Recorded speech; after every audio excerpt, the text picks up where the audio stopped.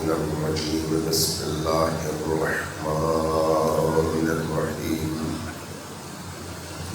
الحمد لله رب العالمين بارئ الخلائق أجمعين والصلاة والسلام على جميع الأنبياء والمرسلين سيما من سمي في الآفاق بأحمد وفي الأرض بأبي القاسم محمد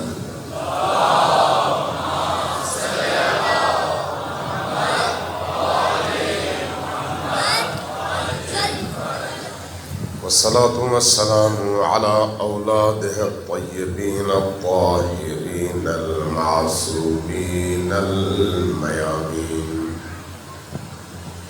واللعنة الدائمة على أعدائهم أجمعين من يوم عذابتهم إلى قيام يوم الدين.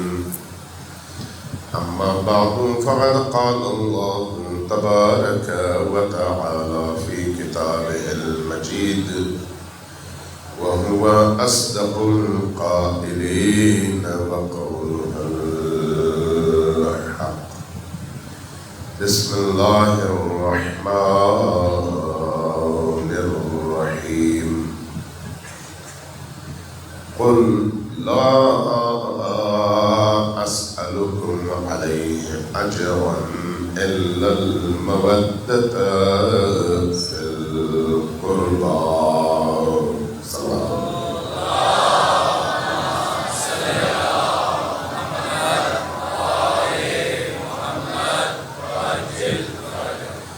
تمام مرحومین کے ایصال ثواب کے لیے آپ کے جتنے بھی مرحومین دنیا سے گزر چکے ہیں ان سب کو یاد کیجیے، اور روز اول سے لے کر آج تک جتنے بھی لوگ آئے گزر گئے اور آج ان کو یاد کرنے والا کوئی نہیں ہے، ان کے لیے دعا مانگنے والا کوئی نہیں ہے، ان کے لیے فاتحہ پڑھنے والا کوئی نہیں ہے، ان سب مؤمنین و مؤمنات اور مسلمین و مسلمات کے ایصال ثواب کے لیے اور آپ کے اپنے تمام مرحومین کے ایصال ثواب کے لیے مل کر ایک دفعہ سورہ فاتحہ کی اور 3 بار سورہ اخلاص کی تلاوت فرمائیں۔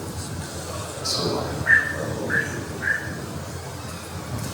الرحمن الرحیم ایاک نعبد وإیاک نستعین اهدنا الصراط المستقیم صراط الذین أنعمت عليهم غير المغضوب عليهم ولا الضالين. بسم الله الرحمن الرحيم قل هو الله احد الله الصمد لم يلد ولم يولد ولم يكن له كفوا أحد. بسم الله الرحمن الرحيم قل هو الله احد الله الصمد لم يلد ولم يولد ولم يكن له كفوا أحد. بسم الله الرحمن الرحيم قل هو الله احد الله الصمد لم يلد ولم يولد ولم يكن له كفوا أحد. اونچی آواز سے صدا پیشی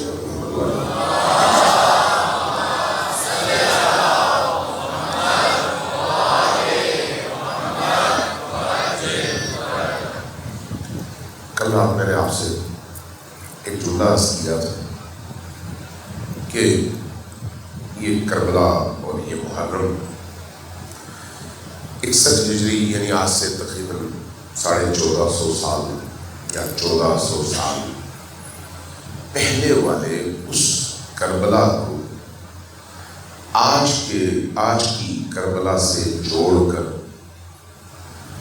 اس کربلا کی روح کو آج کی زمین اور آج کے زمان میں اس روح کو پھونک کر نئی کربلائیں آباد کرنے کا نام ذکر حسین اور عزاداری حسین ہے۔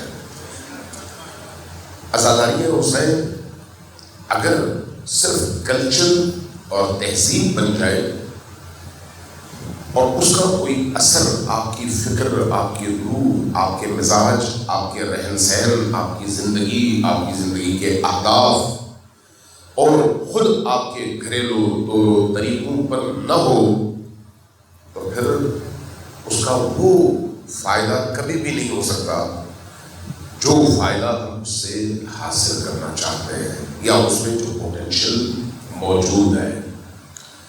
یہ ایسا ہی ہے جیسے کوئی شخص سونے کی کان کے اوپر بیٹھ کر کوئلہ بیچ رہا ہو. جب سونا تمہارے نیچے ہے تو پھر اس سونے کو نکالو.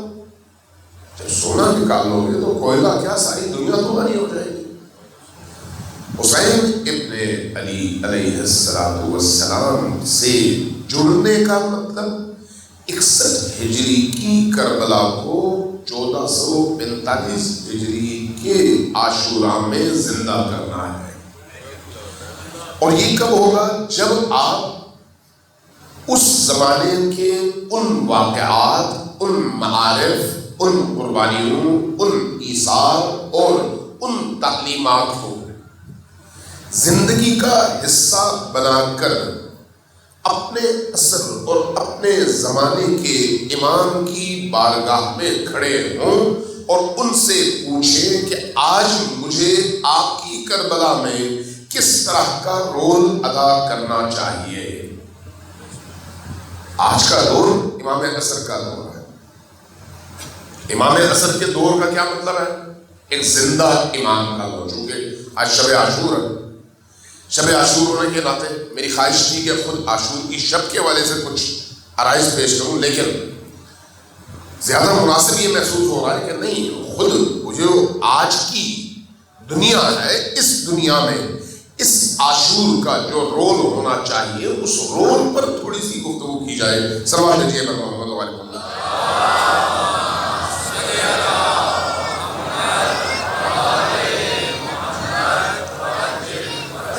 شاید میں نے پہلے عرض کیا تھا کہ وہ نماز جو اپنی روح کے مطابق انسان کے پورے وجود اور اس کی ہستی کو نمازی نہ بنا سکے، وہ اوراد، اذکار، اٹھک بیٹھک تو ہے لیکن وہ نماز نہیں ہے جو اللہ کی طرف سے اتاری گئی ہے. جو اس نماز کی اپنی خصوصیات ہیں، اور ان میں سے ایک خصوصیت یہ ہے کہ انسان جب نماز پڑھتا ہے تو اس نماز میں جو اپنے رب سے وعدہ کرتا ہے وہ شعوری وعدہ کرتا ہے، پہاڑے والا نہیں. پہاڑے میں آپ 2 جمع 2 4، 2 دونے 4، 2 چوکے 8، 2 8 16 یہ آپ رٹتے ہیں. لیکن جب آپ کسی کے ساتھ کوئی ایگریمنٹ کر رہے ہوتے ہیں تو اس ایگریمنٹ میں کبھی بھی آپ رٹی رٹائی باتیں نہیں کرتے، اس کے ایک ایک شرط پر غور کرتے ہیں، سوچتے ہیں کہ کہیں اس شرط سے انحراف کی صورت میں میرا ایگریمنٹ کینسل نہ ہو جائے، اس شرط میں کمی زیادتی کے نتیجے میں نقصان نہ اٹھاؤں. ایک ایک شرط ایگریمنٹ کی آپ پڑھتے ہیں، غور کرتے ہیں. جب آپ کے دل کی گواہی آتی ہے کہ یہ ایگریمنٹ بالکل ٹھیک ہے اور میرے مفادات کی محافظ ہے، تو تب آپ کسی کے ساتھ وہ ایگریمنٹ کرتے ہیں اور اس کے بعد بڑے پرسکون ہو جاتے ہیں کہ آپ نے شعوری طور پر سامنے والے فریق کے ساتھ ایگریمنٹ کیا ہے. نماز ہو یا باقی عبادات، اللہ کے ساتھ بندے کا ایک تعلق ہے اور ایک ایگریمنٹ ہے. یہ کیسا ایگریمنٹ ہے؟ وہ کہتا ہے کچھ لو اور کچھ دو، ہمارے اپنے مزاج کے مطابق، جو ہمارا مزاج ہے، یعنی انسانی مزاج.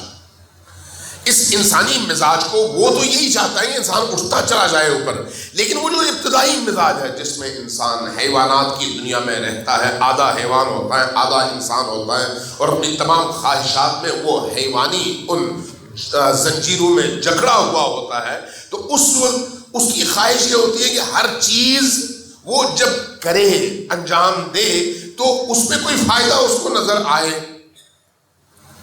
مثلا فرض کریں سلام کرتے ہوئے بھی یہ سوچے کہ اس سلام سے مجھے یہ فائدہ ہوگا تو تب سلام کریں. انسان عام طور پر دیکھتے ہیں عزت اس کی کرتا ہے جس کے بارے میں وہ کہتا ہے اس سے کچھ نہ کچھ حاصل ہونا ہے.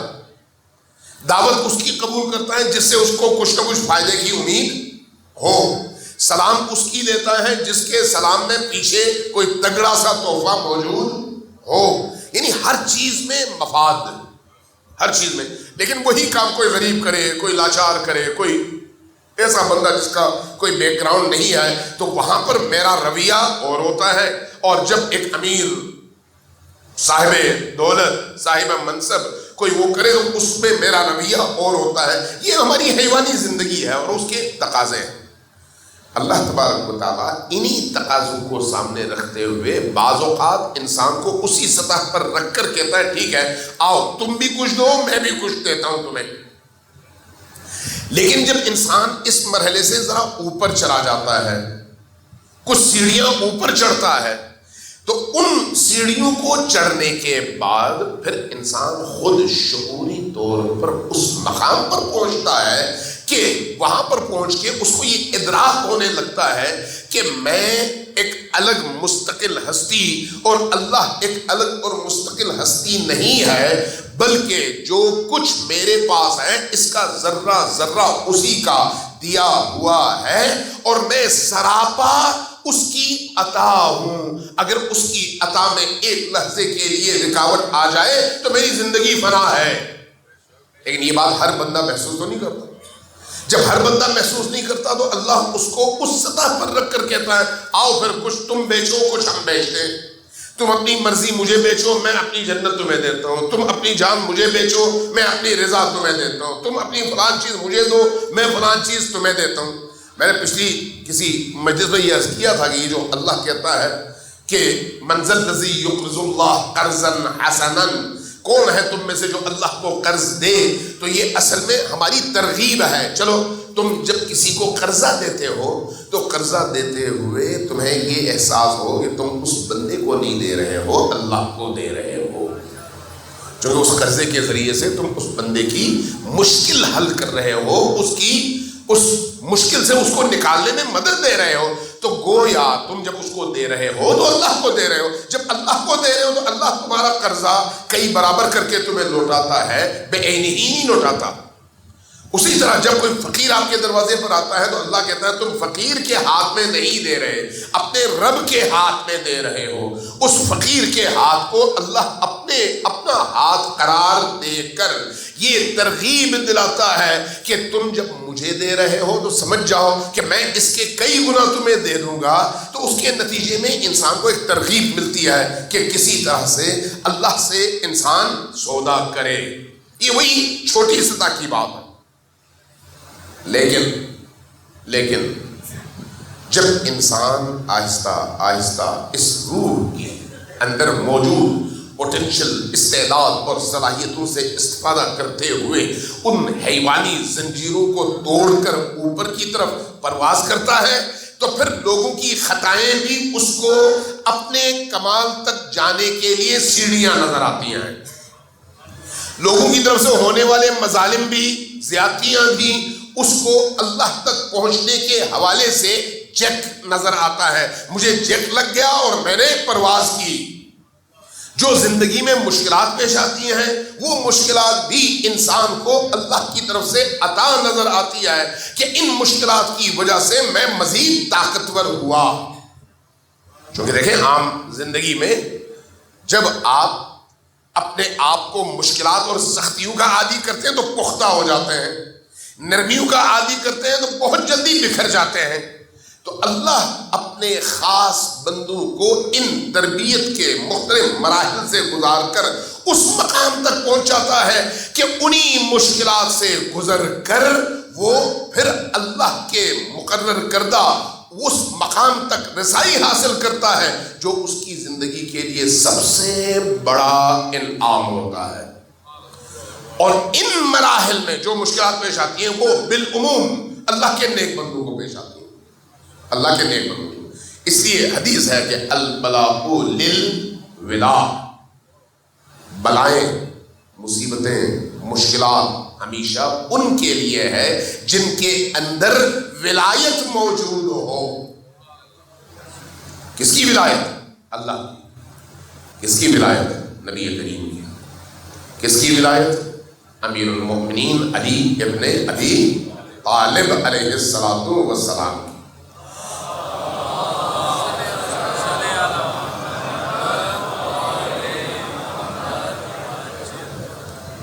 دوبارہ ذرا سب مل کر ہم آواز ہو کر اونچی آواز سے درود بھیجیں محمد علیہ وسلم.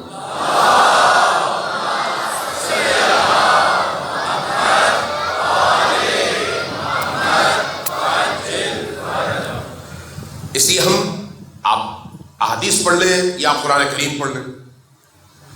احادیث میں آپ کو بتایا جائے گا کہ جتنے بھی اللہ کے مقرب بندے آئے ان سب کو سب سے زیادہ جس چیز کا سامنا کرنا پڑا وہ مختلف قسم کی مشکلات ہیں اس زندگی کے اندر. جس کو کوئی مشکل پیش نہ آئے وہ سمجھے کہ وہ اللہ کی نظروں میں قیمت نہیں رکھتا.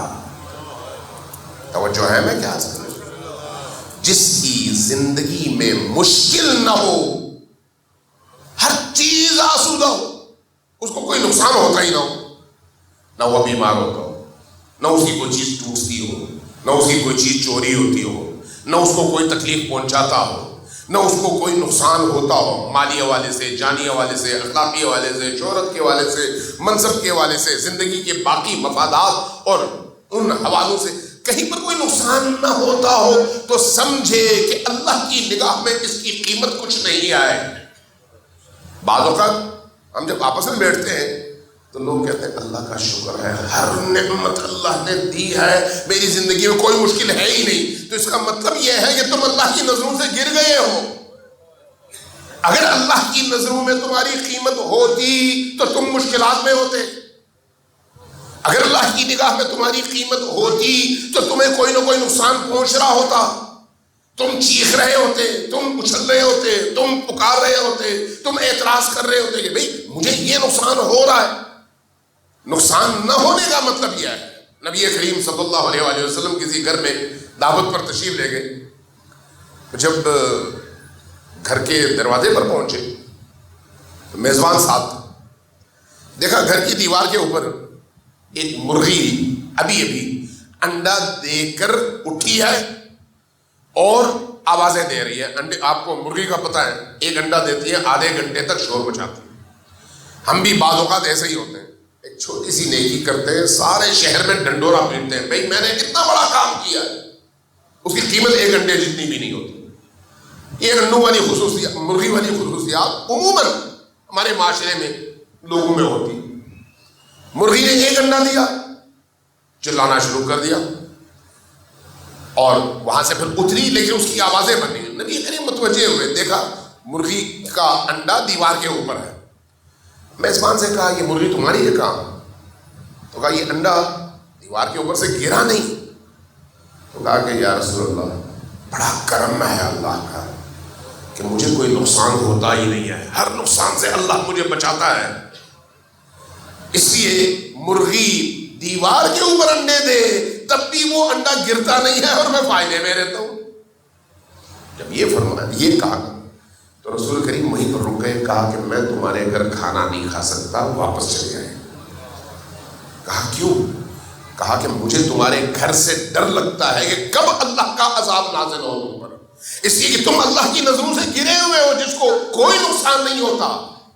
اس لیے یہ جو نقصان ہے، یہ جو تکالیف ہے، یہ جو پریشانیاں ہیں، یہ جو اضطراب ہے، یہ چیزیں اللہ اپنے بندوں کو اپنے ساتھ جوڑے رکھنے کے لیے اپنے بندوں پر نازل کرتا ہے.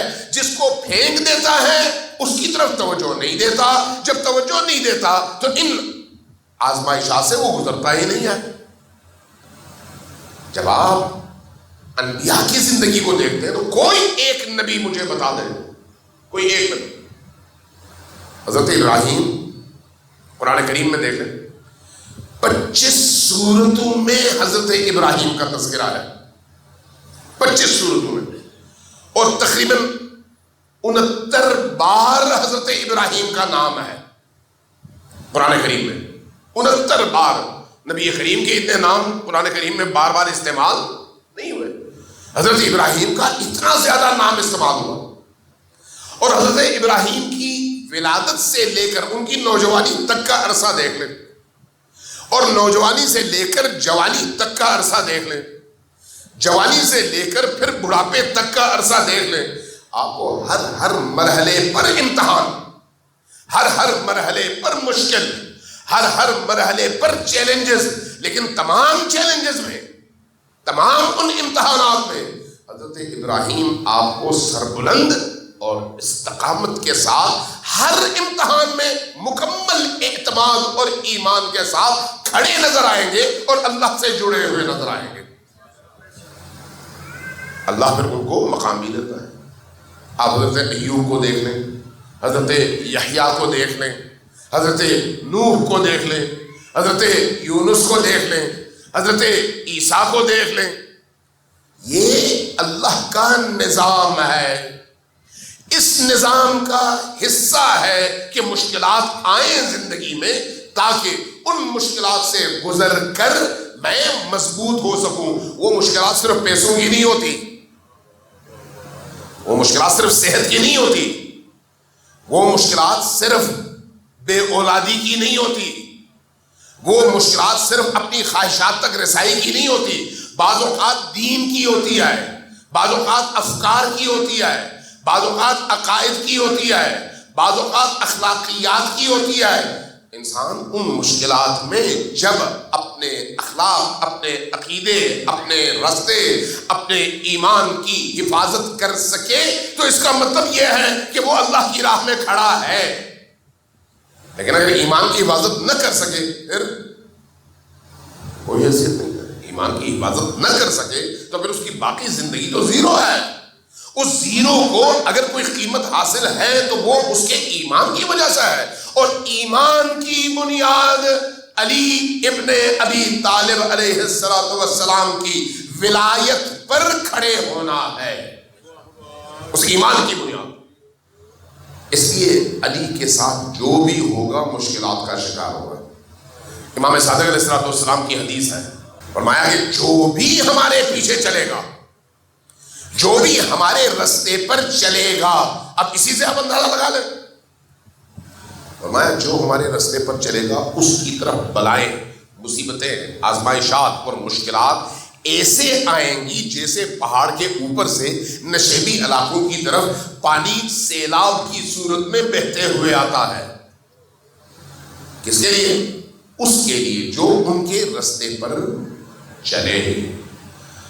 اس کائنات میں اسلام کے آنے کے بعد مجھے یہ بتائیں کہ وہ کون سی شخصیات ہیں جو اللہ کو باقی تمام موجودات سے زیادہ عزیز ہیں؟ وہ کون سی شخصیات ہیں؟ نبی کریم اور ان کی آل، ان سے زیادہ کوئی عزیز ہے کوئی عزیز؟ نہیں۔ جب ہم نبی کریم اور ان کی آل کو دیکھتے ہیں تو خود نبی کریم کی 23 سالہ زندگی دیکھیں، جب انہوں نے اپنی رسالت کا اعلان کیا، بعثت کا اعلان کیا اور دعوت دی توحید کی طرف، اس وقت سے ان کی مشکلات کا آغاز ہوا، اور زندگی کے آخری دن تک، یہاں تک کہ اگر پیر کے دن آپ کا وصال ہوا ہے تو جمعرات کے دن آپ خون کے آنسو رو رہے تھے۔ مشکلات اور کیا ہوتی ہیں؟ اور کیا ہوتی ہیں؟ کبھی گھر والوں سے مشکل، کبھی ساتھ والوں سے مشکل، کبھی لوگوں سے مشکل، اور کبھی دشمنوں سے مشکل، ہر طرح کی مشکلات۔ مشرکین کے قبائل سے مشکل، وہ اپنی جگہ، اپنے ہی قبیلے کے بہت سارے لوگوں سے پیش آنے والی مشکلات، وہ اپنی جگہ۔ اب آپ نبی کریم کو رکھیں ایک طرف، چونکہ ان کا وصال ہو گیا، اس کے بعد امیر المومنین کو دیکھ لیں، آپ دیکھیں گے کہ مشکلات سے بھری زندگی، ابتدا سے لے کر انتہا تک، یہاں تک کہ کائنات کا وہ ولی جس کا ثانی اس عالم میں کوئی نہیں ہے، جب اس کی شہادت ہوتی ہے تو ان کی قبر بھی رات میں بنائی جاتی ہے اور 100 سال تک ان کی قبر چھپائی جاتی ہے۔ شہادت کے بعد بھی مشکلات۔ کیا مطلب ہے اس کا؟ جو اللہ کے مقرب بندے ہوتے ہیں ان کو اللہ انہی مشکلات میں ڈال کر نکالتا ہے، چھلنی کی طرح سے صاف کر کے۔ حضرت زہرا سلام اللہ علیہا آپ کے سامنے،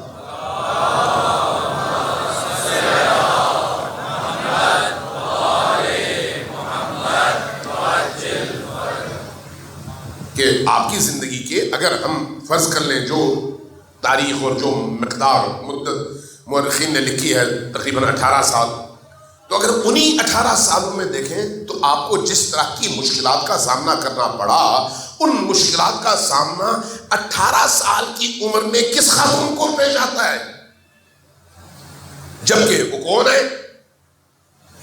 حوریت الانسیہ، زمین میں انسان کی صورت میں حور، سیدۃ النساء العالمین، عالمین کی تمام خواتین کی سردار، سیدۃ النساء اہل الجنت، جنت میں موجود یا آنے والی تمام خواتین کی سردار، ام الائمہ، آگے ہدایت کے لیے جتنے بھی ائمہ عالم بشریت کی تربیت کے لیے آئیں گے، ان سب کو پہنچنے والا فیض اس مرکز سے پہنچ رہا ہے جس مرکز کو فاطمہ الزہرا کہتے ہیں۔ کیسی ہستی، لیکن مشکلات یہاں تک کہ زندگی کے آخری ایام میں رونے تک پر پابندی۔ اس سے بڑھ کر مشکل، اس سے بڑھ کر اذیت، یہاں تک کہ اندھیرے میں جنازہ اٹھے، رات کی تاریکی میں جنازہ اٹھے، قبر کا معلوم نہ ہو، جنازے میں محدود ترین افراد ہوں، حتیٰ اصحاب رسول کو بھی نبی کی قبر کی مٹی ابھی گیلی ہے، خشک نہیں ہوئی، لیکن اسی نبی مکرم کے اصحاب کو یہ معلوم نہیں ہے کہ فاطمہ وفات پا چکی ہے، ان کی قبر بن چکی ہے، اب وہ قبر کہاں پر ہے کسی کو نہیں معلوم۔ اس سے زیادہ مشکل، اس سے زیادہ۔ اور آگے دیکھیں امام حسن، آگے دیکھیں امام حسین، آگے دیکھیں امام زین العابدین، ایک ایک کر کے آپ امام حسن العسکری تک آئیں۔ کوئی امام ایسا نہیں ہے جس نے آسودگی کے ساتھ زندگی گزاری ہو۔ ہر امام اپنے زمانے کے لحاظ سے مشکل ترین دور سے گزرتے ہیں، اور ان مشکل ترین ادوار میں پوری استقامت کے ساتھ، پورے ایمان کے ساتھ، پوری توانائی کے ساتھ اپنے ہدف کے لیے کھڑے رہتے ہیں، اور ایک لمحے کے لیے بھی اللہ کے دشمنوں سے کمپرومائز کرتے ہیں یا نہیں کرتے؟ نہیں کرتے۔ اور اپنے نظریات، اپنے عقائد، اپنے دین کی ترویج کے لیے کوئی لمحہ ضائع نہیں کرتے، کوئی لمحہ ضائع نہیں کرتے۔ جہاں جہاں ان کو موقع ملتا ہے اپنی فکر، اپنی سوچ، اپنا نظریہ، اپنا عقیدہ دوسروں تک پہنچاتے بھی ہیں اور دوسروں کو ہدایت کی راہ دکھاتے بھی ہیں، چاہے کوئی بھی قیمت دینی پڑے۔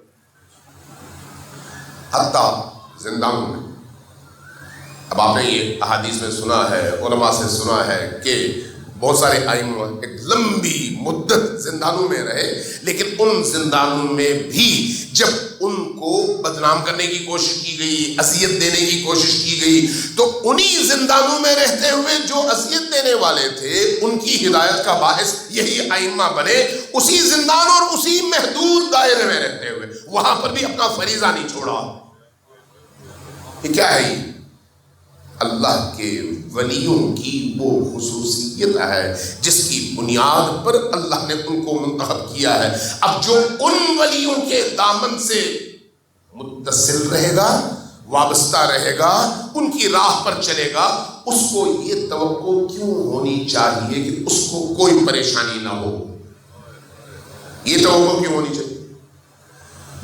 آج کے دور میں مجھے آج بھی کچھ دوستوں نے فون کیا اور کل پرسوں بھی مختلف موضوعات پر کہ ان موضوعات کو بھی چھیڑنا چاہیے، ان موضوعات کو بھی۔ اب مشکل یہ ہوتی ہے کہ یہ جو عشرہ ہے، اس عشرے میں ٹوٹل 10 مجلسیں ہوتی ہیں، اور ان 10 مجلسوں میں تقریباً آپ کے پاس ہر مجلس میں کوئی 45 منٹ ہوتے ہیں، اور ان 45 منٹس میں آپ نے عقائد پر بھی بات کرنی ہے، اخلاقیات پر بھی بات کرنی ہے، لوگوں کی فکری تربیت کے حوالے سے بھی دیکھنا ہے، معنوی تربیت کے حوالے سے بھی دیکھنا ہے، زمانے کے حالات کو بھی دیکھنا ہے۔ اس لیے ظاہر ہے تمام موضوعات کا احاطہ ممکن نہیں ہے، لیکن اس کے باوجود جو چیز قابل توجہ ہے، جس کی طرف آج ہمارے ایک دوست نے مجھے متوجہ کیا، میں نے کہا میں نے وہاں پر تو گفتگو کی تھی، یہاں پر بھی میں اشارہ کر دیتا ہوں۔ ایک دفعہ صلوات بھیجیں پر محمد و آل محمد۔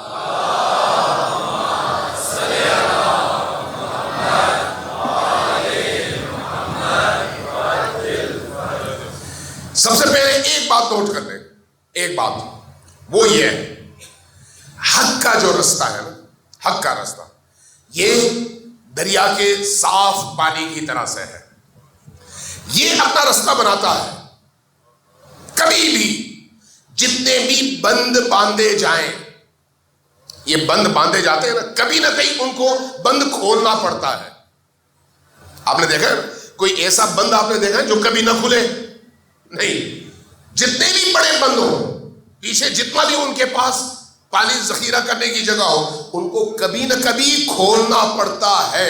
حق کا رستہ ایسے ہی ہے، چاہے جتنے بھی ظالم آئیں رستہ روکے، کہیں نہ کہیں رستہ کھلتا ہے، اور حق بنجر زمینوں کو سیراب اور تاریک دلوں کو نورانی اور اندھی عقلوں کو آنکھ عطا کر کے معاشرے کو اللہ کے نور سے سیراب کرتا رہتا ہے۔ یہ حق کی خصوصیت ہے، اس لیے حق کو دبایا نہیں جا سکتا۔ یہی وجہ ہے کہ آپ دیکھیں مکتب اہل البیت جس کو آپ کہتے ہیں، یہ مکتب اہل البیت نبی کے زمانے میں خود نبی کا دین تھا، بات سمجھ رہے ہیں؟ نبی کے دور میں یہ مکتب اہل البیت خود نبی کا اپنا دین تھا۔ آج آپ نے اس کو مسلک بنایا ہوا ہے، یہ مسلک نہیں ہے، یہ فرقہ نہیں ہے، یہ نبی کا دین ہے۔ تو پھر باقی مسالک کا کیا کہیں گے آپ؟ بھئی جب لوگوں نے دین محمدی سے اپنی چھوٹی چھوٹی نالیاں نکالنی شروع کر دی تو پھر وہ مسالک بنیں گے، لیکن آپ نے دین نبی سے لیا اور نبی کے گھر والوں سے نبی کے کہے پر لیا، اس لیے آپ نے جو کچھ لیا وہ نبی ہی سے لیا، اور جو نبی نے دیا وہی دین ہے، وہی دین ہے، مسلک نہیں ہے، وہ کسی کوئی نئی تشریح اور نئی تعبیر نہیں ہے، وہی دین ہے۔ آپ یہ دیکھیں کہ نبی کریم کے وصال کے بعد جس طرح کا معاشرہ وجود میں آیا اور جس طرح کے مسائل بنے، امیر المؤمنین حضرت زہرا سلام اللہ علیہا اور اہل البیت اور ان کے چاہنے والوں کی تعداد کتنی تھی جو نبی کے اس دین پر، نبی کی وصیت، نصیحت اور ہدایت کے مطابق قائم و دائم رہے اور کھڑے رہے؟ کتنے لوگ ہوں گے؟ کتنے؟ جی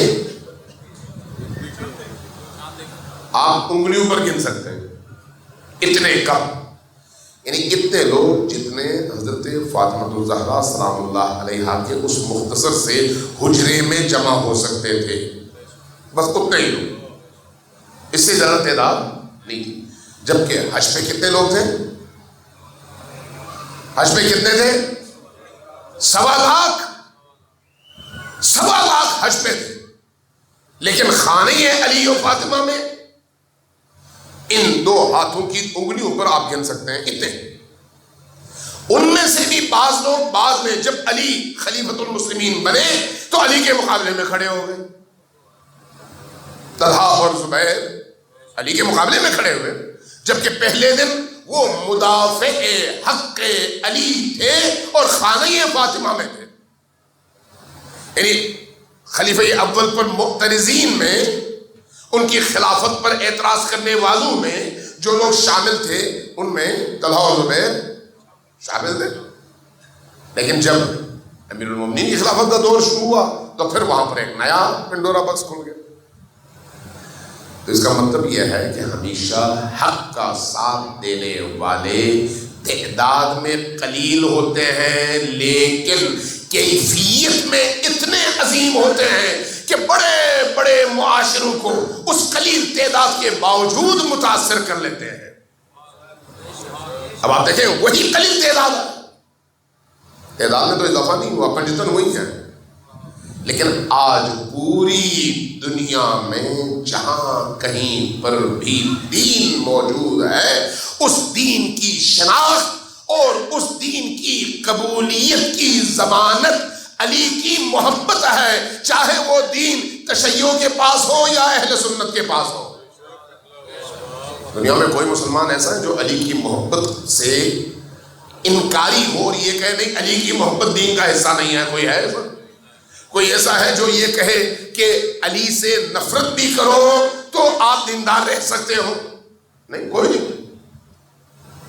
اس لیے درود میں تمام مسلمان مل کر نبی علی اور آل علی پر صلوات بھیجتے ہیں، سلام بھیجتے ہیں، اور یہ کہتے ہیں کہ یہ نماز کا، عبادات کا حصہ بھی ہے اور باقی تمام عبادات کی قبولیت کی چابی بھی ہے۔ محمد وآل محمد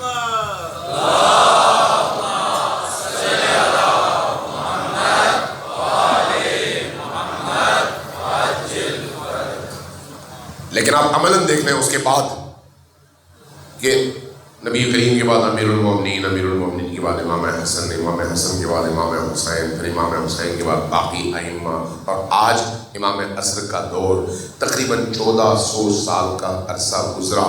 ان 1400 سالوں میں علی اور آل علی نے جو نظریہ پیش کیا، وہ نظریہ تمام تر جبر، استبداد، ظلم، دہشت اور ریاستی تمام ہتھ کنڈوں کے استعمال کے باوجود وہ نظریہ نہ صرف یہ کہ خانہ علی میں رکا نہیں بلکہ عالم بشریت میں اس طرح سے پھیل گیا کہ آج علی اللہ کے دین کا سب سے بڑا پرچم ہے۔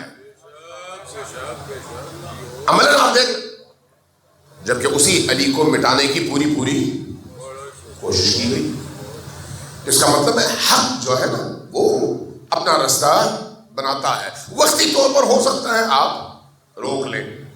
اس لیے جس بھی دور میں علی والے اس دنیا میں رہے وہ انہی آزمائشات سے گزرتے رہے۔ اب وہ بعض اوقات جبر کی آزمائش تھی اور بعض اوقات اخلاقی رویوں کی۔ آج کے دور میں چونکہ پھر دیکھ رہا ہوں ٹائم ختم ہو رہا ہے، یہ تو صلوات بھیجیں محمد وآل محمد۔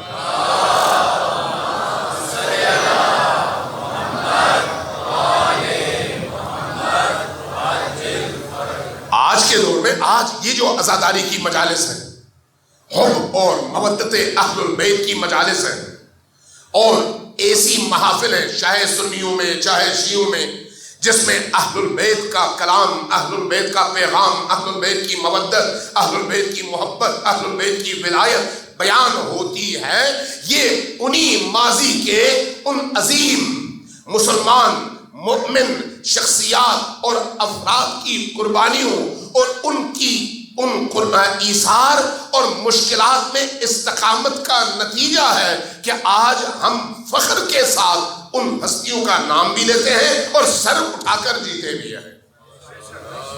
یہ ان کی قربانیوں کا نتیجہ ہے۔ تو آج جو لوگ ہیں ان کو بھی وہی کام کرنا ہے تاکہ آئندہ آنے والی نسلوں تک یہ پیغام اس سے زیادہ نورانیت کے ساتھ پہنچ سکے۔ لہذا ہر دور کے مسلمان اور ہر دور کے مومنین کو یہ چاہیے کہ یہ جو دین کی روح ہے اس کو ہمیشہ عاشور سے جوڑ کر رکھیں، کربلا سے جوڑ کر رکھیں، اس لیے کہ کربلا سے جب یہ روح جڑتی ہے تو اس کے نتیجے میں آنکھوں سے آنسو بہتے ہیں، لیکن روح میں اتنی توانائی اور طاقت پیدا ہو جاتی ہے کہ ایسا شخص، ایسے جوان، ایسی قوم، ایسا معاشرہ کبھی بھی کسی ظلم کے مقابلے میں ایک لمحے کے لیے سر نہیں جھکاتا۔ یہ عاشور کی خصوصیات اور صاحبان عاشور کی خصوصیات۔ اس لیے آج اگر آپ اس وقت پوری دنیا کو دیکھیں تو پوری دنیا کے اندر آج اسلام کے حقیقی چہرے کے طور پر معتدل اور لوگوں کی یعنی انسانوں کی معنوی ضروریات کو پورا کرنے کی صلاحیت رکھنے والا دین اگر آپ کو کہیں پر نظر آتا ہے جس میں پاکیزگی ہے، جس میں کردار ہے، جس میں معنویت ہے، جس میں نورانیت ہے، جس کی عبادتوں میں روح موجود ہے، جس کے نتیجے میں انسان برائیوں سے نکلتا ہے، جس کے نتیجے میں انسان کی روح پاکیزہ ہوتی ہے اور اس کے نتیجے میں انسان کا اخلاق سنورتا ہے، اس کی نگاہیں سنورتی ہیں، زبان سنورتی ہے، اس کے اعمال، اس کے اعضاء، اس کے جوارح اس طرح سے اس کردار میں ڈھلتے ہیں کہ ان کو دیکھ کر اہل البیت علیہ السلام کی یاد آئے تو وہ طبقہ ہے جن کا جوڑ اور جن کا تعلق عاشور سے لگا ہوا ہے اور جڑا ہوا ہے۔ یہ جو تحریک ہے عاشورہ کی، یہ آپ کے اندر ایثار پیدا کرتی ہے۔ محرم کے دنوں میں، ان ایام میں غم بھی طبیعی اور ایثار بھی طبیعی۔ ہر انسان جس کے دل میں درد ہے وہ فوراً جیب سے پیسے نکالتا ہے، غریب کو دیتا ہے، جیب سے پیسے نکالتا ہے، نیاز بناتا ہے اور بھوکوں کو کھلاتا ہے، پیاسوں کو پلاتا ہے۔ یہ کس چیز کی علامت ہے؟ ایثار کی۔ یہ ایثار، اس کا مطلب ہے ایک بیج بویا گیا ہے، اور یہ بیج کس نے بویا ہے؟ کربلا والوں نے بویا ہے۔ اس کو پھلدار درخت بنانے کی ضرورت ہے، اور جہاں جہاں با ہدف عزاداری ہوتی ہے اس کے اثرات بھی اسی حساب سے اس ارد گرد کے پورے ماحول کو نورانی کر دیتے ہیں۔ یہی وجہ ہے سیریا، جس کو آپ شام کہتے ہیں، شام امویوں کا مرکز ہے، لیکن آج کس کے ہاتھ میں ہے؟ آج کس کے ہاتھ میں؟ علی والوں کے ہاتھ میں۔ شیعہ نہیں ہے، یہ ذہن میں رکھے۔ شیعہ سیریا میں شاید زیادہ سے زیادہ 1.5 سے 2% ہیں ٹوٹل، لیکن معاشرہ اتنا بدل گیا، انہوں نے دیکھ لیا کہ ظلم کے مقابلے میں اگر کوئی کھڑا ہو کر باقی مظلوموں کا ہاتھ تھام کر انہیں بھی ظلم کے مقابلے میں طاقت دیتا ہے اور ان کو مقاوم بناتا ہے، ان کو نجات دلاتا ہے، تو وہ کوئی اور نہیں ہے، علی کے بیٹے ہیں۔ ان کو سمجھ آ گئی۔ لہذا آج اموی افکار کی زد پر 1500 سال رہنے کے باوجود اس سرزمین میں جو اس وقت غلبہ ہے وہ فکر علی کا غلبہ ہے۔ یمن اسی طرح سے ہے، لبنان اسی طرح سے ہے، بحرین اسی طرح سے ہے، عراق اسی طرح سے ہے۔ کیا مطلب ہے اس کا؟ وہ جو نظریہ خانہ فاطمہ سے اس نورانی گھر سے اٹھا تھا، جس کے پیچھے یہی چند افراد تھے، آج اربوں انسانوں کے لیے میناری نور بھی ہیں اور ہدایت کی منزل بھی ہے کہ اس تک پہنچنا ضروری ہے۔ اس لیے اربوں انسان اس راہ پر چل رہے ہیں، چل رہے ہیں۔ ہمارے بہت بڑے عالم تھے آیت اللہ سید کاظم قزوینی۔ سید کاظم قزوینی نے بڑی ساری کتابیں لکھی ہیں، تقریباً 50 سال پہلے انہوں نے ایک کتاب لکھی تھی، آج بھی وہ کتاب موجود ہے۔ اس میں انہوں نے ایک بات لکھی، کہا کہ میں نے یہ حدیث پڑھی اور مصدقہ حدیث ہے کہ اللہ تبارک و تعالیٰ کے رسول نے یہ ارشاد فرمایا، اور ائمہ نے اس کی توضیح کی، اور ائمہ نے بھی اسی مضمون میں گفتگو فرمائی کہ آخری زمانے میں کربلا انسانوں کا قبلہ بن جائے گا۔ کیا؟ کربلا آخری زمانے میں عالم بشریت کے لیے قبلے کی حیثیت اختیار کرے گی، کربلا کی زمین۔ آیت اللہ سید کاظم قزوینی نے اس حدیث کے ضمن میں جو بات لکھی ہے وہ عجیب ہے۔ وہ کہتے ہیں کہ مجھے سمجھ نہیں آئی، قبلہ تو مکہ میں ہے، کربلا میں تو امام حسین ہے، تو پھر کربلا کیسے، کس طرح سے عالم بشریت کے لیے قبلگاہ بن سکتی ہے کربلا کی زمین؟ یہ کتنے سال پرانی بات ہے؟ صرف 50 سال، صرف 50 سال۔ اچھا یہیں پر آپ رکیں، اب اسی کی تشریح میں ایک بات آپ سے عرض کروں۔ یہ تقریباً 52-53 سال پرانی بات ہے۔ رہبر معظم آیت اللہ العظمیٰ امام خامنائی کی ایک تقریر ہے، وہ میں نے خود سنی ہے، تقریباً 51-52 سال پرانی۔ بصیرت کا فرق یہ ہوتا ہے، یہ ذہن میں رکھیں۔ انہوں نے اس تقریر میں کہا کہ امام حسین علیہ السلام نے جو اپنے زمانے میں کام کیا، کربلا کو عالم انسانیت کے دھڑکتے دلوں کے لیے مرکزیت کی جگہ بنا دیا. توجہ چاہیے آپ کی. عالم انسانیت کے لیے ان دھڑکتے دلوں، بے جان دل نہیں، دھڑکتے اور باشعور اہل دل کے لیے انہوں نے ایک مرکز بنا دیا. اب امام حسین علیہ السلام کے بعد کے تمام ائمہ، ان کے جو چاہنے والے ہوتے تھے، وہ فرض کریں پنڈی میں 10 بندے ہیں، اسلام آباد میں 10 بندے ہیں، گجرات میں 20 بندے ہیں، کراچی میں 50 بندے ہیں، کوئٹہ میں 40 بندے ہیں. سال میں ایک دفعہ ہر امام ان لوگوں کو میسج کیا کرتے تھے کہ فلان تاریخ میں ہم قبر حسین پر جمع ہوں گے، وہاں پر بیٹھ کر آپس میں گفتگو کریں گے اور دین کے حوالے سے تبادلہ خیال کریں گے، ذمہ داریوں کا تعین کریں گے. تمام ائمہ کی زندگی میں یہ ایک روش رہی. اس روش کے تحت امام زین العابدین، امام باقر، امام صادق، امام موسیٰ بن جعفر، امام علی بن موسیٰ الرضا، امام محمد نقی، امام علی النقی، امام حسن العسکری، یہ سارے ائمہ جتنا ان کو ٹائم ملا اور جتنی ان کو سپیس ملی، اتنا انہوں نے جب بھی لوگوں سے رابطہ کیا، ان لوگوں سے جو ان کے پیروکار تھے اور زمین میں یوں پھیلے ہوئے تھے. کیونکہ آج بھی اگر آپ دیکھیں تو اہل بیت کے ماننے والے کہیں پر کچھ، کہیں پر کچھ، کہیں پر کچھ.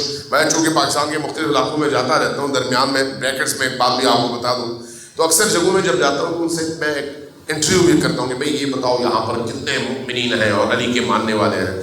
تو کوئی کہتا ہے یہاں پر اکثریت ہے، کوئی کہتا ہے بڑی آبادی ہے، کوئی کچھ کہتا ہے، کوئی کچھ کہتا ہے. تو میں پھر سوال کرتا ہوں، پوچھتا ہوں کہ یہ جو تم کہتے ہو اکثریت ہے، تو اس اکثریت کا کیا معنی ہے؟ تو کہتے ہیں کہ یہاں پر ہمارے یہاں 200 گھر ہیں. مطلب اچھا 200 گھر اکثریت ہے، تو پھر باقی لوگ کتنے ہیں؟ تو بعض اوقات کہتے ہیں 4000 ہیں. تو میں کہتا ہوں پھر یہ 200 گھر اکثریت کیسے ہوئی؟ آپ نے کیسے کہہ دیا یہ اکثریت ہے؟ تو جواب میں کہتے ہیں وہ ساتھ والے گاؤں میں تو ٹوٹل 5 گھر ہیں، ہم اس حوالے سے اکثریت میں ہیں. لیکن وہی 5 گھر، میں ایسے علاقوں میں گیا ہوں جہاں پر ٹوٹل 2 گھر ہیں، ٹوٹل 2 گھر، پورا شہر ہے ٹوٹل 2 گھر ہیں، لیکن ان 2 گھروں نے ذکر حسین، عزاداری حسین، مجلس حسین اور گریہ بر حسین کے ذریعے سے اس پوری آبادی کو نہ صرف متاثر کیا ہے، ان کے دلوں کو حسین سے جوڑا ہوا ہے.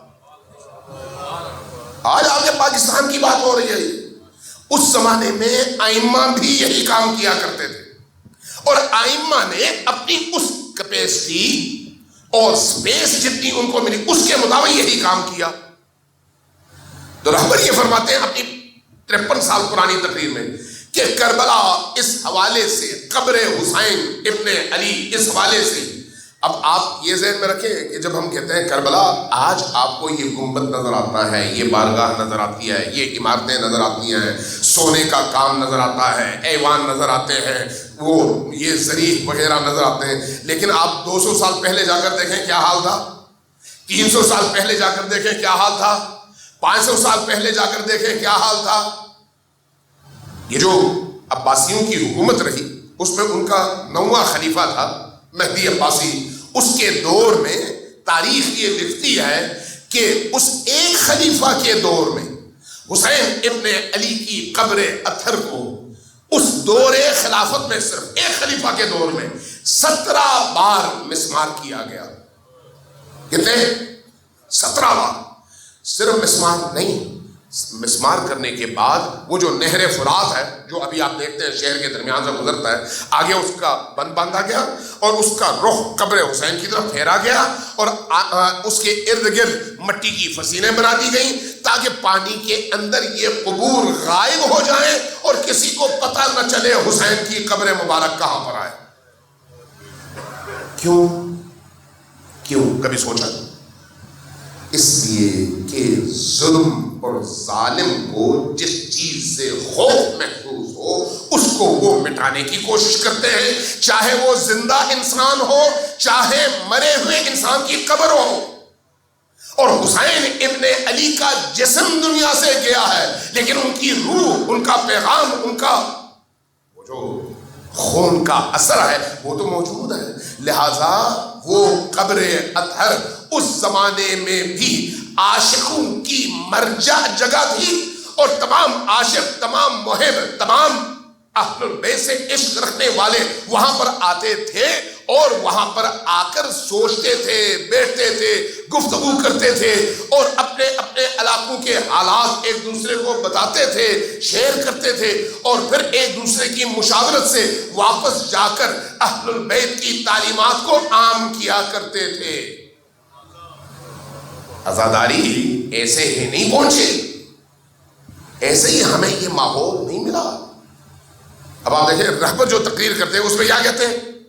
کہتے ہیں کہ وہ زمانہ ایسا تھا اور میں یہ دیکھ رہا ہوں۔ میں اس لیے جب میں ان کا یہ جملہ سنتا ہوں تو ان کی بصیرت پر اش اش کر اٹھتا ہوں۔ وہ کہتے ہیں میں یہ دیکھ رہا ہوں کہ ایک وقت آئے گا جب کربلا عاشقوں کا مرکز بنے گی، کربلا کی زمین، اور پوری دنیا سے اسی طرح جس طرح ائمہ کے دور میں لوگ آ کر حسین ابن علی کی قبر پر حسین کے خون پر بیعت کرتے تھے اور ایک نئی روح لے کر واپس جاتے تھے، وہ زمانہ پھر پلٹ کر آئے گا۔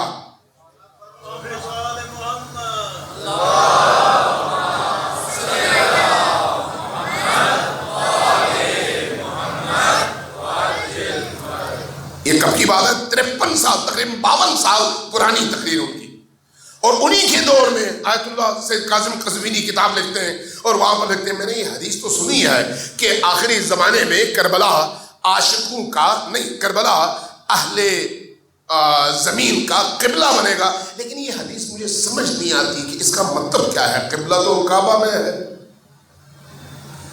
آج ذرا آپ سر اٹھا کر دیکھ لیں، کعبہ میں جانے والوں کی تعداد 25 لاکھ ہے، اور یہاں پر حسین ابن علی کی قبر مبارک کو پیشانی کا نہیں دل کا کعبہ بنانے والوں کی تعداد تقریباً 3 کروڑ سے اوپر ہے۔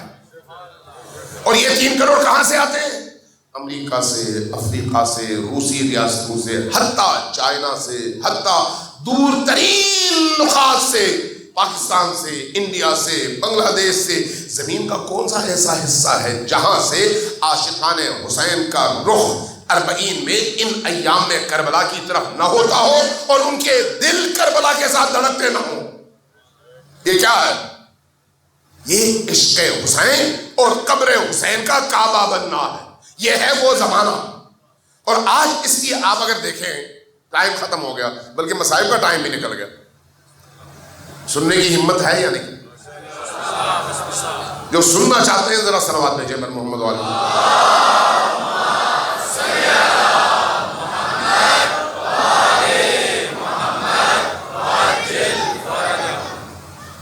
ایک دو ہم صلوات بھیجیں پر محمد والی۔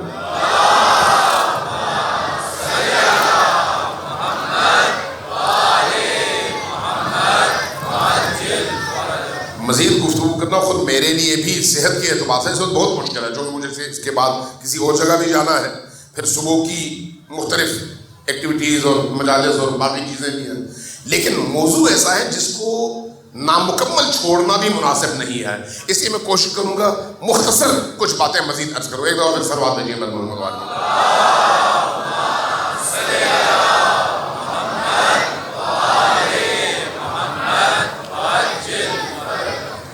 تو عزیزان من، کربلا اس حوالے سے آج کے دور میں ان تمام لوگوں کے لیے جن کے اندر دل میں تھوڑا سا نور موجود ہو، قبلہ دل کربلا ہے، قبلہ دل۔ اور اس میں حتیٰ نہ زمین کی قید ہے، ملک کی قید نہیں ہے، جغرافیائی کوئی قید نہیں ہے، حتیٰ عقیدے کی قید بھی نہیں ہے، حتیٰ عقیدے کی۔ پچھلے سال میں جب گیا ہوں، کوشش کرتا ہوں جاؤں، تو مجھے ہندو ملے پاکستان سے آئے ہوئے، پاکستان سے، انہوں نے آ کے مجھے بتایا کہ ہم ہندو ہیں اور کراچی سے آئے ہیں، امام حسین علیہ السلام سے ہمیشہ متاثر رہے ہیں، اس لیے اس دفعہ خرچ کر کے، پیسہ خرچ کر کے حسین کی بارگاہ میں سلام کرنے آئے ہیں کہ آپ جیسا راہبر اور رہنما کسی کو مل جائے تو اس کا سر جھکتا نہیں ہے۔ اور ہندو، میں نے خود مسیحیوں سے میں ملا، اسی سے میں اس دن، مجھے نہیں معلوم آپ کو میں نے بتایا یا نہیں بتایا، وہ ایک انٹرویو تھا اور میں نے خود دیکھا تھا جس میں بہت سارے پادری مل کر آ رہے تھے کربلا کی طرف۔ جب عراقی ٹی وی کے ایک اینکر نے، رپورٹر نے ان سے انٹرویو کیا اور انٹرویو میں ایک سوال پوچھا، کہا کہ آپ کہاں جا رہے ہیں؟ کہا کربلا۔ کہا اپنے اس خاص شناخت اور خاص حلیے میں؟ کہا ہاں۔ تو کہا یہ تو سارے مسلمان جا رہے ہیں۔ تو کہا پھر کیا ہوا؟ کہا بھائی میں اس لیے کہہ رہا ہوں کہ آپ کا دین مسیحیت ہے، یہ مسلمان ہے، آپ اللہ کا تصور اور رکھتے ہیں، تثلیث کے قائل ہیں، یہ توحید کے قائل ہیں، آپ انجیل کے قائل ہیں، یہ قرآن کے قائل ہیں، آپ عیسیٰ مسیح کو اللہ کا بیٹا اور پیغمبر مانتے ہیں، یہ محمد رسول اللہ کو اپنا پیغمبر مانتے ہیں، تو پھر وہ کون سی وجہ ہے کہ آپ ادھر چلے آئے؟ تو اس نے مسکراتے ہوئے، عربی میں مسکراتے ہوئے کہا کہ آپ کی یہ ساری باتیں ٹھیک ہے کہ ان تمام چیزوں میں ہمارا اختلاف ہے، لیکن سالار حریت اور رہبر انسانیت حسین ابن علی ہم سب کا ایک ہی ہے۔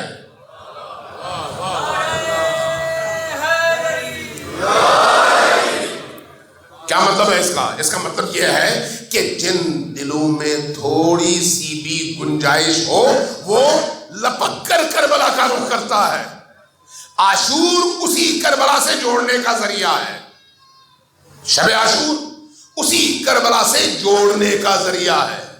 اس لیے آج یہ ذہن میں رکھیں کہ تشیع سے مراد یعنی مکتب اہل البیت، مکتب محمد و آل محمد، مکتب قرآن، مکتب قرآن آج پوری دنیا میں ان تمام چیلنجز کے باوجود، تمام تر مشکلات کے باوجود، تمام تر پروپیگنڈوں کے باوجود، تمام تر حملوں کے باوجود، تمام تر سازشوں کے باوجود، پوری دنیا میں اس وقت جس مقام پر، جس طاقت کے ساتھ، جس حریت فکر کے ساتھ، جس سربلندی کے ساتھ مکتب تشیع کھڑا ہے، دنیا کا کوئی دین کھڑا نہیں ہے۔ پوری دنیا میں ہم اس چیز کا ادراک کریں کہ ہمارے پاس کتنی بڑی دولت ہے اللہ کی طرف سے حسین ابن علی کے عشق اور ان کی محبت کی صورت میں جو اس نے ہمیں عطا کیا ہے پوری دنیا میں۔ اور اس بات کا اعتراف سب کرتے ہیں، امریکنز بھی کرتے ہیں، یورپینز بھی کرتے ہیں، اسرائیل بھی صبح و شام کرتا ہے کہ تشیع نقصان دہ ہے۔ کیوں؟ اس لیے کہ اگر طاغوتی طاقت ہو تو طاغوتی طاقت کو نقصان دینے کے لیے ولائی طاقت کی ضرورت ہے۔ ایک طرف اولیاء اللہ ہوں گے اور ایک طرف اولیاء الطاغوت ہوں گے، تو طواغیت کے مقابلے میں اگر اولیاء اللہ کھڑے ہیں تو وہ اولیاء اللہ یا علی ہیں یا علی کے بیٹے ہیں۔ صلوات علی محمد و آل محمد۔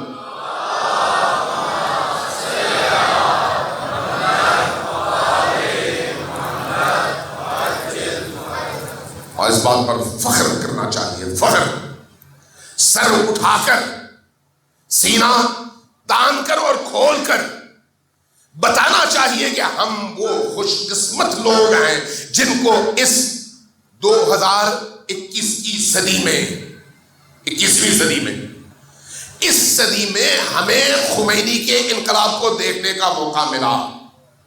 ہمیں سر اٹھا کر بتانا چاہیے کہ اللہ نے ہمیں اس موقع پر پیدا کیا تاکہ ہم اس دین جس کا علم عباس علمدار کے ہاتھ میں تھا، اس دین کے پرچم کو کبھی خمینی کے ہاتھ میں، کبھی خامنائی کے ہاتھ میں، کبھی سید حسن نصر اللہ کے ہاتھ میں، کبھی عبد المالک حوثی کے ہاتھ میں، کبھی یمنیوں کے ہاتھ میں، کبھی بحرینیوں کے ہاتھ میں، کہیں کسی اور فرزند علی ابن ابی طالب کے ہاتھ میں۔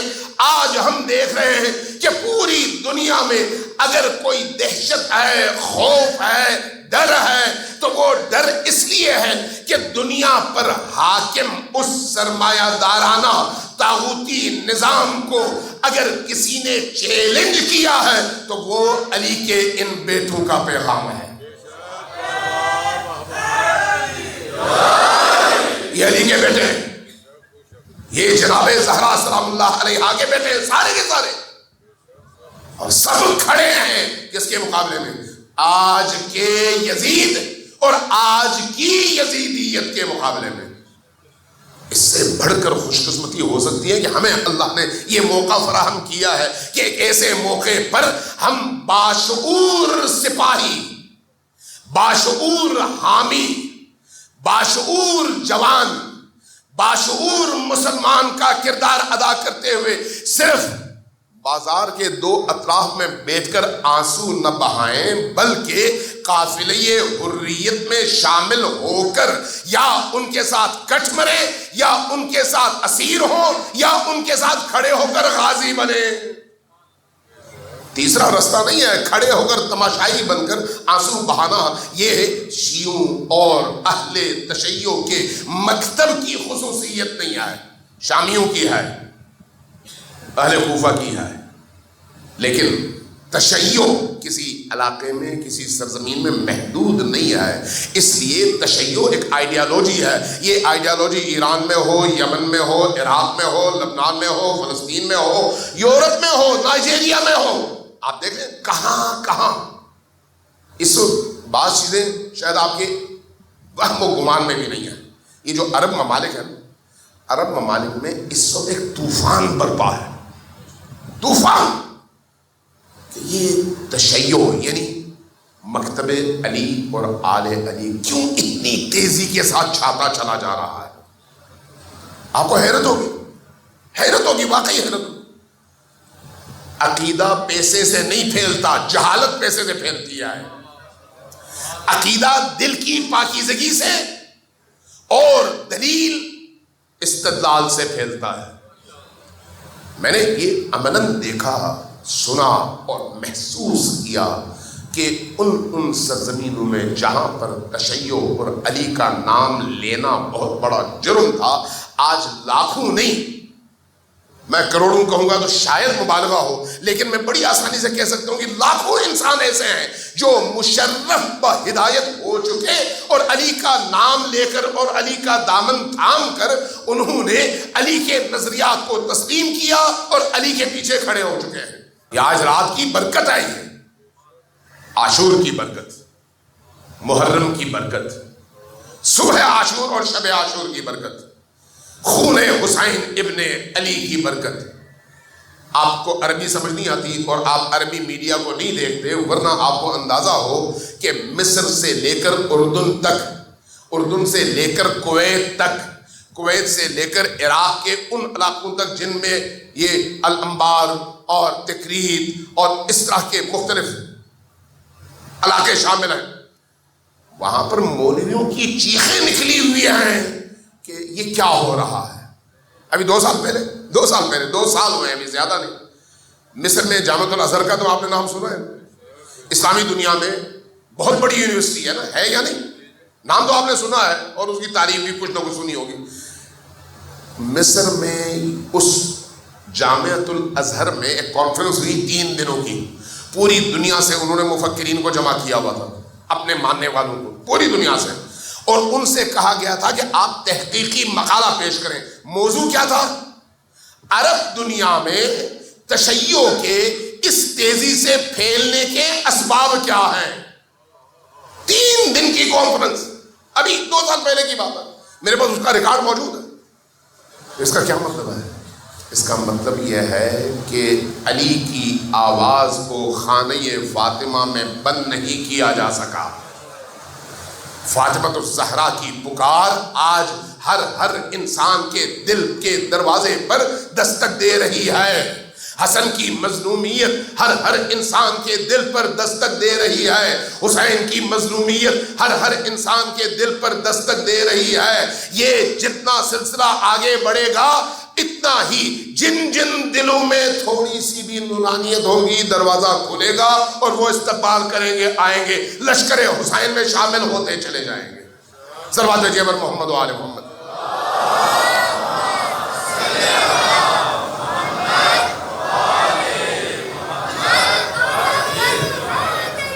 عزیزان،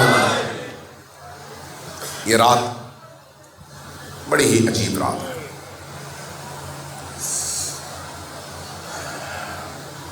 بڑی ہی سخت رات بھی ہے، بڑی ہی سخت رات ہے۔ بعض اصحاب حسین نے جو روایات نقل کی ہیں اس رات کے حوالے سے، اور لشکر عمر ابن سعد نے بھی، جو مورخ تھے، مقتل نگار تھے، تاریخ نگار تھے، جنہوں نے کربلا کے واقعات کو قلم بند کیا، انہوں نے بھی بعض بڑی عجیب چیزیں نقل کی۔ ان میں سے ایک یہ ہے کہ 10 محرم کی رات جب وہ خیمہ حسینی یا خیام حسینی کے ارد گرد آئے تو انہیں جو آوازیں آ رہی تھی نا، وہ کیا تھی؟ کہیں سے اللہ اکبر کی آواز آ رہی تھی، کہیں سے الحمدللہ کی آواز آ رہی تھی، کہیں سے سبحان اللہ کی آواز آ رہی تھی، کہیں سے قرآن کریم کی تلاوت کی آواز آ رہی تھی۔ اس رات میں کربلا والے ساری رات ذکر خدا اور عبودیت اور بندگی میں مصروف ہیں، یہاں تک کہ انہوں نے کہا کہ ان خیموں کے قریب سے گزرتے ہوئے ہمیں ایسی آوازیں آ رہی تھیں جیسے شہد کی مکھیاں بنبنا رہی ہیں، ہر طرف ذکر اور یاد خدا۔ کربلا والوں نے یہ رات ایسے گزاری ہے۔ آج آپ کی ترتیب کے مطابق مجھے کہا گیا تھا کہ حضرت علی اکبر ہی کے مسائل پڑھیں، تو اس لیے میں چند جملے، اب زیادہ نہیں، ٹائم بھی نہیں ہے اور مجھ میں ہمت بھی نہیں ہے، لیکن چند جملے تبرکاً عرض کروں گا۔ کون سا علی اکبر؟ وہ علی اکبر جس کو حسین ابن علی نے کہا کہ برز الیکم غلام اشبہ الناس برسول اللہ خلقا و خلقا و منطقا، اپنی گفتگو میں ہو بہو رسول کی کاپی، اپنے چال ڈھال میں ہو بہو رسول کی کاپی، اپنے خلق اور اخلاق میں ہو بہو رسول کی کاپی۔ میں اب تمہارے درمیان ایک ایسے جوان کو بھیج رہا ہوں کہ جب کبھی ہم اہل البیت کا دل چاہتا تھا کہ ہم رسول کی زیارت کریں تو اس جوان کی زیارت کیا کرتے تھے، اب اس جوان کو تمہاری طرف میں بھیج رہا ہوں، اس جوان کو بھیج رہا ہوں۔ ذرا دل تھام کر سنیے اور غور کیجئے آج کی اس رات کی صورتحال اور کل کے دن کی صورتحال پر۔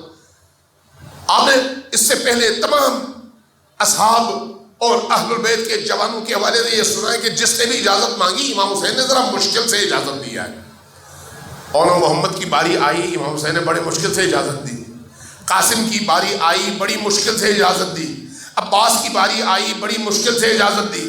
لیکن علی اکبر پہلے شہید بھی ہیں اور پہلے شخص بھی، جیسے ہی آ کر اجازت مانگی نا کہ مولا بابا جان مجھے اجازت دیجئے، اب آپ کے اہل البیت میں سب سے پہلے میں جا کر جام شہادت نوش کروں، تو حسین ابن علی نے بلا تردد فوراً کہا ہاں جاؤ بیٹا، جام شہادت نوش کرو اور قربانی دے کر اپنا فریضہ ادا کرو۔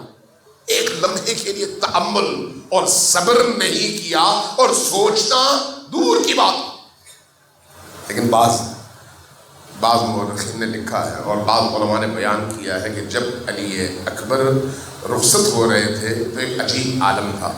یہ جو رخصتی تھی ان کی شہادت سے زیادہ خطرناک تھی، زیادہ دردآور تھی۔ وہ کیسے؟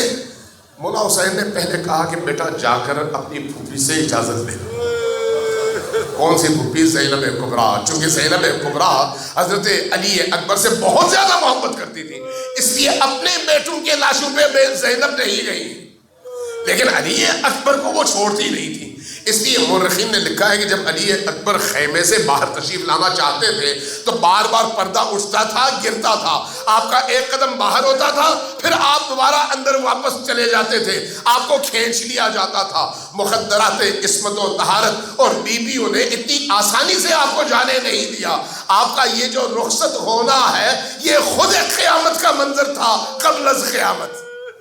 اس کیفیت میں آپ نکلے، اور جب نکلے بابا کے ہاتھ کا بوسہ دیا اور رخصت ہونے لگے تو بابا خاموش رہے، کہا ہاں جاؤ بیٹا جاؤ۔ لیکن مورخین لکھتے ہیں اور لشکر اشقیہ والے یہ جملہ انہوں نے لکھا ہے کہ جیسے ہی علی اکبر ہمارے لشکر کی طرف بڑھے، پیچھے ہم نے دیکھا حسین ابن علی کھڑے تو ہیں لیکن اب ان کی آنکھوں سے زاروں قطار اشک بہنے شروع ہو گئے۔ علی اکبر کی روانگی پر خاموش، لیکن جیسے ہی نظروں کے سامنے سے آگے نکلے حسین ابن علی نے گریہ کرنا شروع کیا، لیکن خاموشی کے ساتھ صرف آنسو بہہ رہے ہیں۔ بعض لوگوں نے ایک اور جملہ لکھا بڑا ہی درد آور ہے، بڑا ہی درد آور۔ وہ جملہ کیا ہے؟ کہا کہ جب علی اکبر تھوڑا سا آگے بڑھے تو اپنے پیچھے آہٹ محسوس کی، پیچھے مڑ کر دیکھا، کیا دیکھا؟ بابا آہستہ آہستہ علی اکبر کے پیچھے آ رہے ہیں۔ کہا بابا ابھی تو آپ نے مجھے رخصت فرمایا تھا، جواب کیا ملا؟ علماء کہتے ہیں جواب یہ ملا کہ بیٹا جس کا جوان بیٹا موت کے استقبال کے لیے جا رہا ہو اس درد کو باپ ہی محسوس کر سکتا ہے۔ اس کیفیت میں علی اکبر آگے بڑھے، اس کیفیت میں جب علی اکبر لشکر اشقیاء میں گئے تو تاریخ نے لکھا ہے کہ علی اکبر کے چہرے کو دیکھ کر ہی ان پر ہیبت طاری ہو جاتی تھی۔ ایک ایک کر کے 180 اشقیاء کو زمین بوس کیا ہے علی اکبر نے۔ 180 یہ موثق تاریخ ہے، صرف لفاظی نہیں۔ 180 کو مارنے کے بعد اب ہاتھ تھک چکے ہیں، بازو تھک چکے ہیں، بدن تھکن سے چور ہے۔ آتے ہیں بابا کی بارگاہ میں، عرض کرتے ہیں کہ بابا اس تلوار نے اب میرے ہاتھ تھکا دیے ہیں، تلوار اٹھانے کی ہمت نہیں رہی، کاش چند قطرے پانی کے مل جائیں، اگر چند قطرے پانی کے مل جائیں تو مجھ میں ایک نئی جان پیدا ہوگی۔ مورخ لگتے ہیں کہ حسین ابن علی نے بیٹے کو قریب بلایا اور کہا کہ بیٹا اپنی زبان میرے منہ میں دے دو۔ حسین ابن علی نے منہ کھولا، آپ نے اپنی زبان دی، جیسے ہی زبان حسین سے ٹکرائی ویسے ہی گھبرا کر علی اکبر پیچھے ہٹے۔ کہا بابا آپ کی زبان تو مجھ سے بہت زیادہ خشک ہے اور کانٹے ہیں۔ اور اس کے بعد جب گریہ شروع ہوا تو حسین ابن علی علیہ السلام نے اپنی انگوٹھی اتاری اور کہا بیٹا یہ اپنے منہ میں رکھ لو، تھوڑا سا تمہارا منہ تمہاری زبان گیلی ہو جائے گی۔ ایک اور نقل یہ ہے، کہتے ہیں کہ حسین ابن علی کی بارگاہ میں حضرت علی اکبر آئے، آ کر کہا بابا مجھے اجازت کیوں نہیں دیتے آپ؟ کیوں کس چیز کی اجازت مانگ رہے تھے؟ عرفاء اہل دل کہتے ہیں کہ جب کبھی حسین ابن علی کی نگاہ اپنے بیٹے کے پیچھے تھی علی اکبر پر، علی اکبر لشکر اشقیاء کے درمیان گھستے تھے، چیرتے تھے، گراتے تھے، آگے بڑھتے تھے۔ جب کبھی دور سے کوئی تیر آتا حسین ابن علی کی نگاہوں سے وہ تیر اپنا رستہ موڑ لیتا اور علی اکبر بچ جاتے۔ علی اکبر یہ منظر دیکھ رہے تھے، اس لیے آئے، کہا بابا مجھے اب شہید ہونے کی اجازت دیجیے، اب مجھے بچائیے مت۔ علی اکبر واپس گئے، لڑنا شروع کیا۔ ایک وقت ایسا آیا کہ جب لاشوں کے پشتے بننے شروع ہوئے تو لشکر آدھا میں ایک شخص نے دور سے ایک خنجر مارا، ایک تیر مارا، نیزہ مارا۔ یہ نیزہ کمر سے لگا، پشت پر سے، اور علی اکبر زخمی ہوئے۔ جیسے ہی آپ زخمی ہوئے چاروں طرف سے حملے شروع ہوئے، آپ کا سارا بدن لہو لہان ہے اور تھکن سے چور ہے۔ اب ایک ایسی کیفیت ہے کہ ہاتھ میں تلوار باقی نہیں ہے، دونوں ہاتھ یوں لٹکے ہوئے ہیں اور آپ اسب کی پشت پر لیٹ گئے ہیں، اور اس وقت صورتحال ایسی ہے کہ تیروں کی وجہ سے گھوڑے کی آنکھ ضائع ہو چکی ہے، دیکھ نہیں رہی اور آنکھ پر سارا خون ہے۔ اس عالم میں جب گھوڑا تھوڑا سا آگے بڑھا تو خیمے کی جگہ لشکر کے درمیان میں گھسا، اور جیسے ہی لشکر کے درمیان میں گھسا، حدیث کہتی ہے قطعوہ اربن اربا، حضرت علی اکبر کے ٹکڑے ہونے لگے اور ہر طرف سے تلواروں کے وار ہونے لگے۔ اور جب اس طرح سے وار ہوئے، ایک دفعہ نحیف آواز میں پکارا، بابا جان اپنے بیٹے سے ذرا پوچھ لیجئے بیٹا جا رہا ہے۔ اب یہاں پر ایک مکالمہ تمام محدثین نے نقل کیا ہے، کہتے ہیں کہ اب علی اکبر نے زبان کھولی اور فرمانے لگے، بابا جان اب میں جانے لگا ہوں، لیکن کیا منظر ہے کہ میرے جد رسول اللہ تشریف لائے ہیں اور آپ کے ہاتھ میں حوض کوثر کا کاسا ہے، میرے جد علی مرتضیٰ تشریف لائے ہیں، بی بی دو عالم فاطمہ تشریف لائی ہیں، یہ سب کہتے ہیں بیٹا اس میں سے پیو اور اپنے بابا سے کہو اب وہ بھی لوٹ کر آ جائے، بس جلدی کرے، ہم اس کے انتظار میں تڑپ رہے ہیں۔ حسین ابن علی کی کانوں تک جیسے ہی آواز پہنچی، حسین عقاب کی طرح سے تیزی سے آئے اور لشکر کے سینے کو چیرتے ہوئے علی اکبر کے قریب پہنچے۔ دھند جب چھٹ گئی تو کیا دیکھا، علی اکبر زمین پر ہیں اور آپ کا سارا جسم زخمی ہے، آپ کچھ فاصلے پر تھے، لیکن حدیث کہتی ہے آپ گھوڑے سے اترے نہیں بلکہ گھوڑے سے انہوں نے اپنے آپ کو گرا لیا زمین کربلا پر۔ جیسے ہی زمین پر گرا لیا، اب گرانے کے بعد اپنے گھٹنوں کا سہارا لے کر علی اکبر کے سرانے آئے اور آ کر علی اکبر کے سر کو ہاتھ لگانا چاہا۔ حسین ابن علی کی آنکھوں میں آنسو ہیں، کیا دیکھتے ہیں کہ حسین سے پہلے زینب تشریف لا چکی ہے اور زینب نے حضرت علی اکبر کا سر اٹھایا ہوا ہے۔ جب یہ منظر دیکھا تو حسین کی غیرت گوارا نہیں کر رہی تھی، آپ نے سہارا دیا اور کہا زینب آپ چلے جائیے میں خود سنبھالتا ہوں۔ لیکن اب کیا منظر ہے؟ منظر یہ ہے کہ علی اکبر آغوش حسین ابن علی میں جان دیتے ہیں، لیکن اب حسین کے جسم میں رمق نہیں رہی۔ کربلا میں دو واقعات ایسے ہیں جو بڑے عجیب ہیں، ایک حضرت عباس کا ہے اور دوسرا حضرت علی اکبر کا۔